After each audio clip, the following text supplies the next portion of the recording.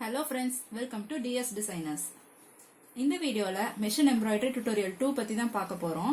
tutorial 1 வீடியோல ஃப்ரேம்ல எப்படி கிளாத் ஃபிக்ஸ் பண்றது, எப்படி ரன்னிங் ஸ்டிச் போடுறதுங்கறது வரைக்கும் சொல்லி கொடுத்திருக்கேன். அந்த வீடியோவை பார்க்காதவங்க கீழ உள்ள டிஸ்கிரிப்ஷன் பாக்ஸ்ல அந்த வீடியோட லிங்க் தரேன், போய் செக் பண்ணி பாருங்க. இன்னைக்கு நம்ம சாட்டின் ஸ்டிச் பத்தி பார்ப்போம். சாட்டின் ஸ்டிச்க்கு ரொம்ப முக்கியம் நீ லிஃப்டர் தான். நீ லிஃப்டர் இல்லாம நம்ம சாட்டின் ஸ்டிச் போட முடியாது.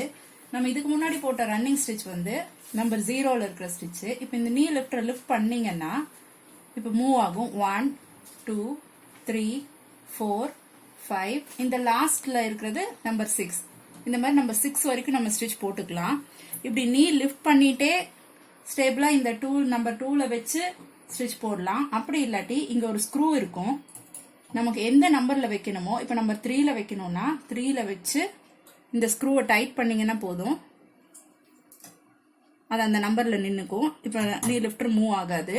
இப்போ நம்ம நம்பர் 3ல வச்சு சாட்டின் ஸ்டிச் போடலாம். ஒரு லைன் வரைஞ்சுக்குங்க. பிகினர்ஸ் லைன் போட்டு வரைங்க, லைன் போட்டு ஸ்டிச் பண்ணுங்க. அப்புறம் நம்ம லைன் எல்லாமே ஸ்டிச் பண்ற ப்ராக்டிஸ் வந்துடும். எப்பவுமே ஊசியை உள்ள விட்டுட்டு அப்புறம் ஆன் பண்ணுங்க. இப்போ நம்பர் 3ல இருக்கு, ஆட்டோமேட்டிக்கா நம்பர் 3யோட ஸ்டிச் அதுக்கு இருக்கும். நம்ம நீ லிஃப்டர் யூஸ் பண்ண வேண்டாம், பெடல் மட்டும் பண்ணா போதும்.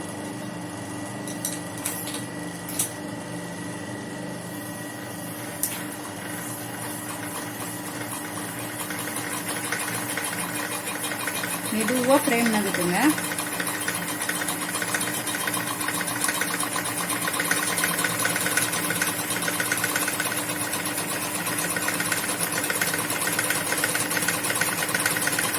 இப்போ நம்ம ஃப்ரேமை ஸ்பீடா இழுத்தோம்னா இந்த மாதிரி ஸ்டிச்சஸ் ஃபில் ஆகாம வரும்.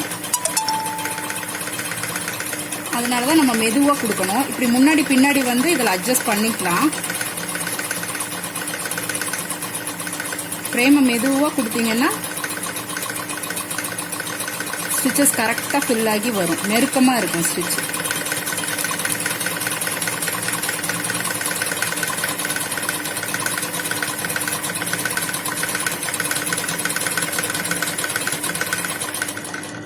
ஸ்டாப் பண்ணிட்டு நெக்ஸ்ட் இந்த லைன் வர்றதுக்கு நீடில் அப்படியே உள்ள வச்சு ஃப்ரேமை மட்டும் திருப்புங்க. அப்புறம் நீடில் வெளியே எடுத்து இந்த லைனுக்கு வச்சுக்கலாம். இதுல நம்பர் 5. இப்போ நம்பர் 5ல வச்சு உங்களுக்கு ஸ்டிச்சஸ் போட்டு காட்டுறேன். நீ லிஃப்டர் ப்ரெஸ் பண்ணி நம்பர் 5ல வச்சு இந்த ஸ்க்ரூவை லூஸ் பண்ணுங்க. இந்த ஸ்க்ரூவை லூஸ் பண்ணிங்கன்னா அது கீழே வந்துடும். 5ல வச்சு இப்போ இந்த ஸ்க்ரூவை டைட் பண்ணிக்கோங்க. இப்போ இதுலேயே ஃபிக்ஸ் ஆயிடுச்சு.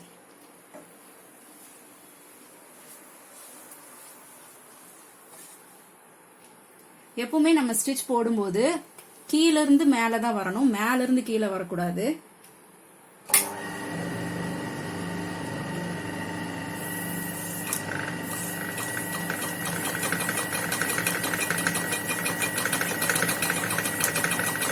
மெதுவா இந்த மாதிரி சில்க் த்ரெட்ல இந்த மாதிரி ப்ராப்ளம்ஸ் வரும்.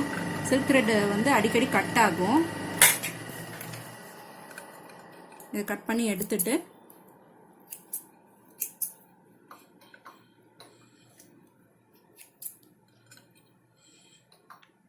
இது அடிக்கடி இந்த ப்ராப்ளம் வரும். சில்க் த்ரெட் வந்து சீக்கிரம் கட் ஆயிரும்.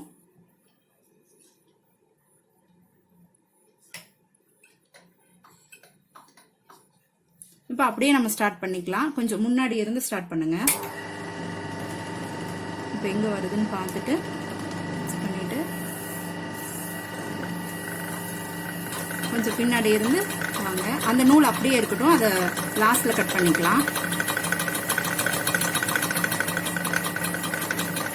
இப்போ பாபின் நூல் கூட வெளியில தெரியற மாதிரி இருக்கு, அதை எப்படி சரி பண்றதுன்னு காட்டுறேன். ஒன்றும் இல்லை, இந்த டென்ஷன் வந்து கொஞ்சம் டைட்டாக இருக்குது, அதை கொஞ்சம் லூஸ் பண்ணிக்கிட்டிங்கன்னா இந்த கீழே போட்டிருக்க பாபின் நூல் ஒயிட் கலர் தெரியாது. இப்போ பார்க்கலாம்.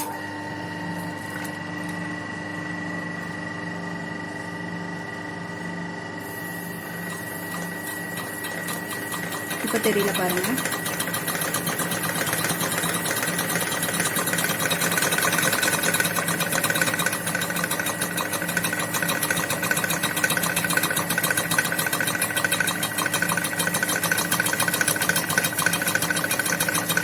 அப்படியே ஸ்ட்ரெயிட்டாக வரணும்.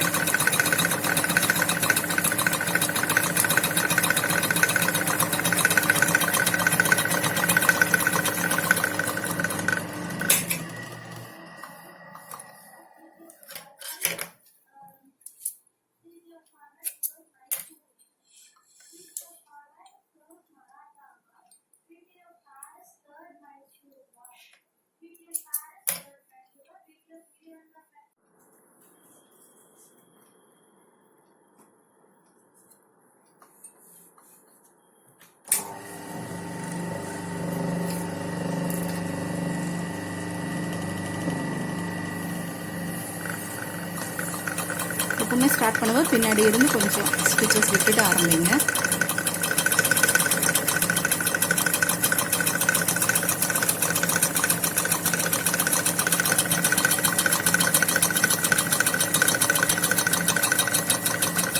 கீழே ஸ்டிச்சஸ் ஏதாவது அன்ஈவனா இருந்துச்சுன்னா இப்படி பேக்ல வந்துக்கலாம்,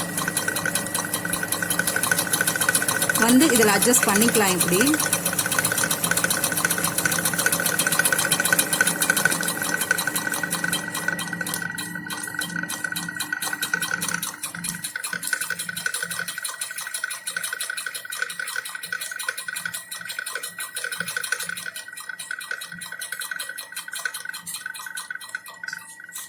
இப்போ பர்ஃபெக்டாக நமக்கு சாட்டின் ஸ்டிச் வந்துடுச்சு.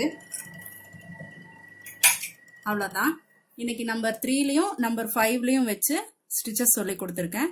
நீங்கள் நம்பர் 1, 2, 3, 4, 5 இப்படி தனித்தனியாக ஃபிக்ஸ் பண்ணி ஸ்டிச்சஸ் போட்டு பழகுங்க. ஸ்டார்டிங் நமக்கு எப்பவுமே ஸ்டிச்சஸ் அன்ஈவனாக தான் வரும். இந்த மாதிரி ஸ்ட்ரெயிட்டாக வர்ற வரைக்கும் ப்ராக்டிஸ் பண்ணுங்க. நெக்ஸ்ட் கிளாஸில் இந்த மாதிரி ஷேப்ஸ் எப்படி சாட்டின் ஸ்டிச்சில் ஃபில் பண்ணுறதுங்கிறத பற்றி சொல்கிறேன். இந்த மாதிரி ஸ்கொயர், ரெக்டாங்கிள், திலகம் ஷேப், மேங்கோ ஷேப் இதில் எப்படி சாட்டின் ஸ்டிச் போடுறதுங்கிறத பற்றி நெக்ஸ்ட் கிளாஸில் உங்களுக்கு சொல்கிறேன். இந்த வீடியோ உங்களுக்கு பிடிச்சிருந்தா லைக் பண்ணுங்கள், ஷேர் பண்ணுங்கள், சப்ஸ்கிரைப் பண்ணுங்கள்.